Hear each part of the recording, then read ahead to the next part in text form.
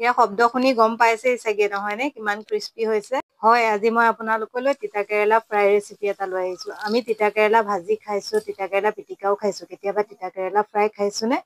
যদি নাই খোৱা, আজি আপোনালোকে মোৰ ভিডিঅ'টোৰ জৰিয়তে অতি সহজতে এই ক্ৰিস্পি তিতাকেৰেলা ফ্ৰাইবিধ ঘৰতে বনাই খাব পাৰিব। তেনেহ'লে আহকচোন এতিয়া আমি দেৰি নকৰি ভিডিঅ'টোৰ মাজলৈ যাওঁ।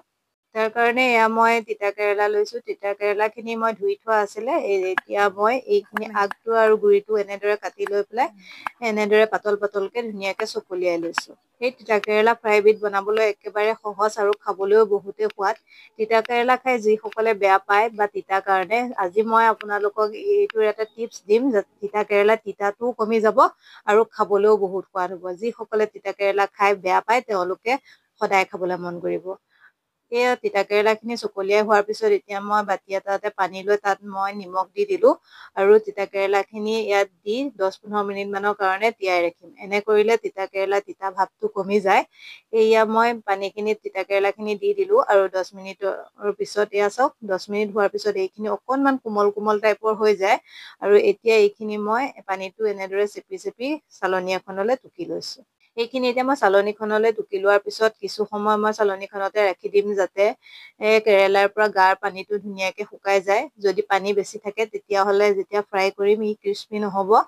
আৰু এতিয়া মই এইখিনি দেখিছে নহয়, কিছু সময় ৰাখি লোৱাৰ পিছত মই যেতিয়া গাৰ পানীটো শুকাই গৈছে এটা চৰিয়া বাতি লৈ তাত কেৰেলাখিনি দি দিলোঁ। ইয়াত মই এতিয়া দি দিছোঁ সোৱাদ অনুসৰি নিমখ, অকণমান হালধি গুড়ি, অকণমান জিৰা গুড়ি আৰু অকণমান জলকীয়া গুড়ি দিছোঁ। এতিয়া কেৰেলাখিনি ক্ৰিস্পি কৰিবৰ কাৰণে ইয়াত মই ব্যৱহাৰ কৰিছোঁ কৰ্ণফ্ল'ৰ। আপোনালোকে কৰ্ণফ্ল'ৰৰ সলনি ইয়াত শুকান পিঠাগুড়িও ব্যৱহাৰ কৰিব পাৰে।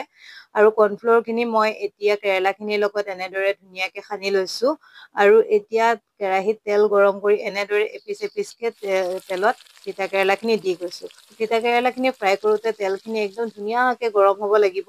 যদি অকণমান কমকে গৰম হয় ই ক্ৰিস্পি নহ'ব। একদম পুৰা দিয়াৰ লগে লগে ওপৰলৈ উঠি অহা ধৰণৰ হ'ব লাগিব তেলটো গৰম, তেতিয়াহে তিতাকেৰেলাখিনি ক্ৰিস্পি হ'ব। আৰু তিতাকেৰেলাখিনি দিয়াৰ পিছত আপুনি এনেদৰে লৰাই থাকিব, ইলুটি শিলুটি কৰি লৰাই থাকিব, তেতিয়া ধুনীয়াকে এইখিনি ক্ৰিস্পি হৈ যাব। আৰু এয়া চাওক মোৰ এটা বেটছ হৈ গৈছে। এইখিনি এনেকুৱা ধৰণৰ হ'লেই কাঢ়ি দিলে হ'ল। আৰু এনেদৰে মই এয়া চাওক গোটেইখিনি তিতাকেৰেলা ফ্ৰাই কৰি ল'লোঁ। আৰু এয়া মোৰ তিতাকেৰেলা ফ্ৰাই ৰেডি হৈ গ'ল। আৰু চাওকচোন দেখিবলৈ কিমান ধুনীয়া হৈছে নহয়নে বাৰু? দেখিবলৈ যেনেদৰে ধুনীয়া হৈছে খাবলৈও সিমানেই সোৱাদ হৈছিলে। আৰু চাওক শব্দ শুনি গম পাইছে কিমান ক্ৰিস্পি হৈছে আৰু মই অকণমান ভাঙিও দেখুৱাইছোঁ।